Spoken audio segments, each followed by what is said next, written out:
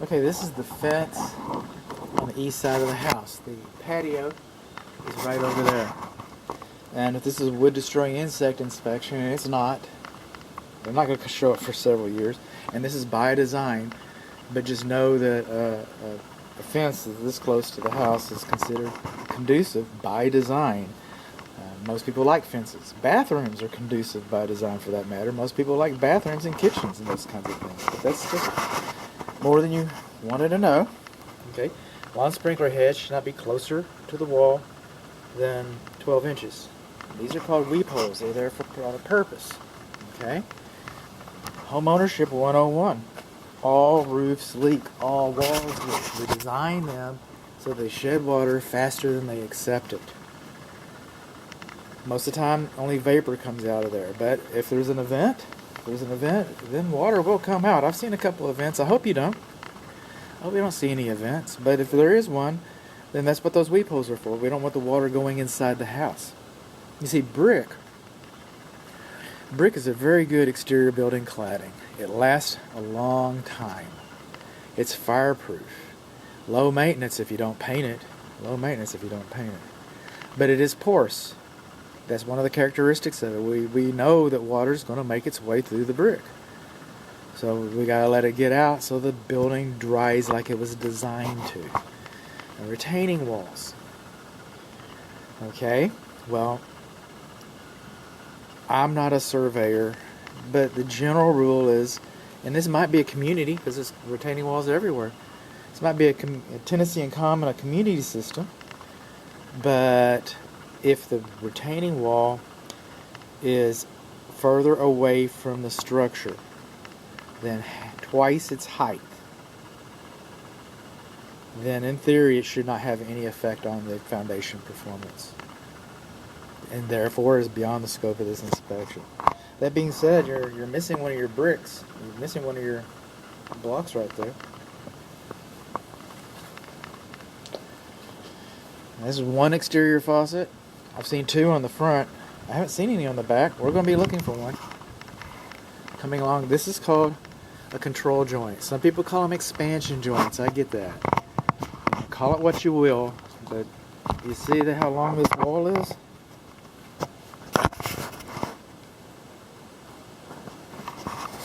We have two control joints, just like you have control joints in the street. They know the street's going to crack.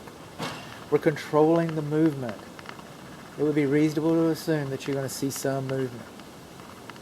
What wouldn't be reasonable to assume is you got a nice big notch right here. Okay? Where your freeze board, you got a big old hole right there. Big old hole. Hillbilly home inspections.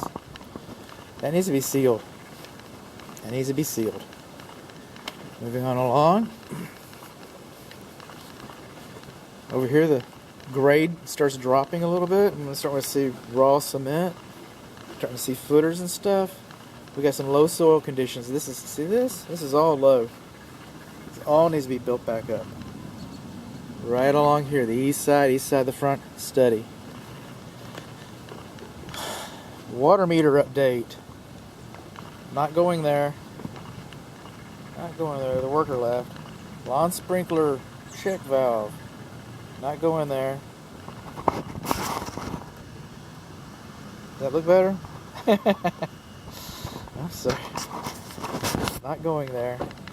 Not ready for inspection. If this is a wood destroying insect inspection, and it's not, then I would be telling you that all this wood mulch, next to the structure is conducive to wood destroying insects. What is wood mulch? It's dead wood. It's on the ground. What do termites like?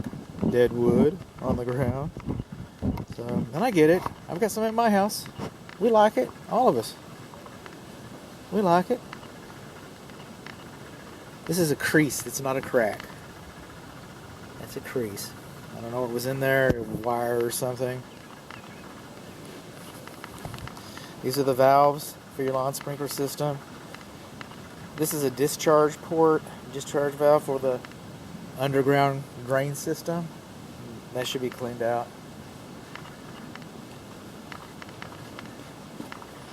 Moving on along.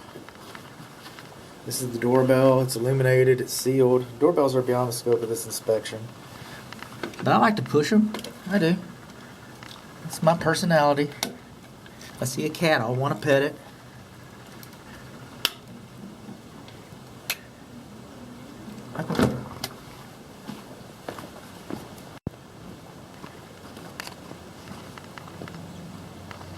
So moving on along here. Got my mask on. Do I still have company? Yeah, I sure do. Okay, right here, this rain gutter. See how that butts up next to the structure? There's supposed to be a 2-inch gap there.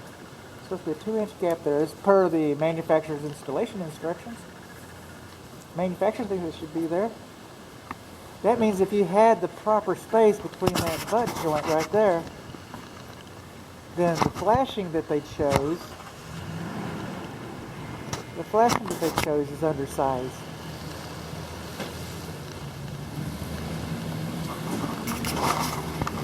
So I was getting power here. I was getting some power. Still moving along. I don't know how many times I said this, but look at the measurement here and look at the measurement here. Look at the measurement. Did somebody say measurement?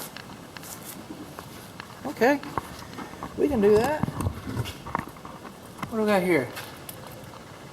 13 inches. My favorite number. What do we got over here? That's not my favorite number. What we have over here is 16 inches. It's 3 inches of difference going across here. Just saying. Okay. I'm going to move a little farther in. It's part of the exterior.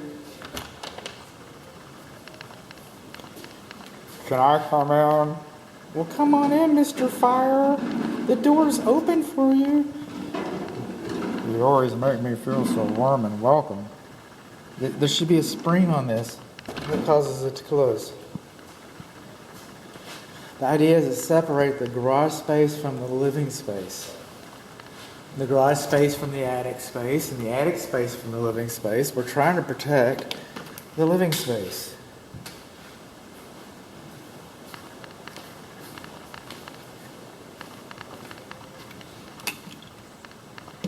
We're trying to protect the living space. I guess some jurisdictions, but it's supposed to be there. It doesn't cost a lot of money to be safe. Defensive driving. More wood mulch, like I said. And these are the rain gutters discharged below grade. They come out here. So somebody can say this is a surface drain. You probably will find out that you need one sooner or later. That the yard hasn't been rolled.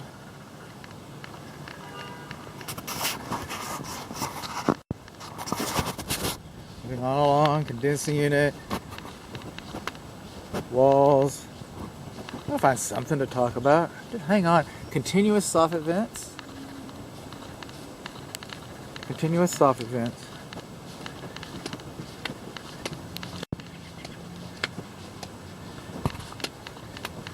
Moving in here, this is really a good example, meaning that this is the beginning. Right here, you see that crack? It's going to get bigger, and that's not a bad thing. I'm not going to say it's a good thing, but that's not a bad thing. Okay, those are called shrinkage cracks. Some home inspectors call them corner pops. Call it what you will, but they're inevitable. So what happens is the brick, it's the only part of your house that actually grows. You won't be able to measure it. And then the cement, it's continuously drying. The Hoover Dam just dried a couple years ago. It took it, 60, 70 years to dry. So concrete shrinks. Now this growing brick and this shrinking concrete have different thermodynamic properties or physical properties. Maybe it's not, they react to thermodynamics differently. So as it gets cold and wet, and dry and hot, the foundation expands and contracts some, and it expands and contracts differently than the brick. So it always, there's a plastic sheathing that goes around. They call that flashing down here. And that's all you're going to get. Don't think you're going to get some metal flashing down here. Not in North Texas, you're not. So the plastic never goes, and it's supposed to help. One, any moisture that gets into the house, it brings it out this way, but it also helps with the movement. But it never goes to the corners. So then these pops. But this is not a foundation problem. If it's in the span of a hand and it goes down this way, that's not a foundation problem. If it goes the other way, if it's over here, but if it's right there, it might get larger. Probably will get larger.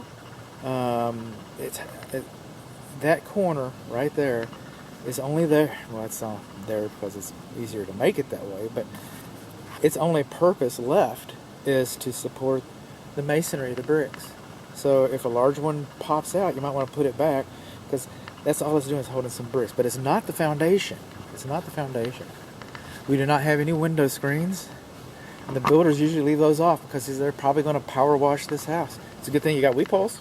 They power wash this house. This is a darn good thing you got weep holes. So, but the screens are usually put on before you take possession of the house. You do want to make sure that they show up. We want that. Saved by the bell. Saved by the bell. I'm still looking. Good home, this is Bud.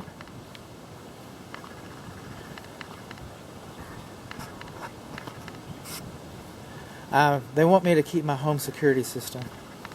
This is a gas port on your patio. Okay, it's a gas port on your patio, and you can put a grill out here. But just know that different grills manufacturers have different specifications. Some of them don't want their equipment installed underneath a roof, a ceiling. So you would bring your grill out into the yard. See this right here? That's your continuous soffit vent. What is a soffit vent? It's the air intake vent into the attic.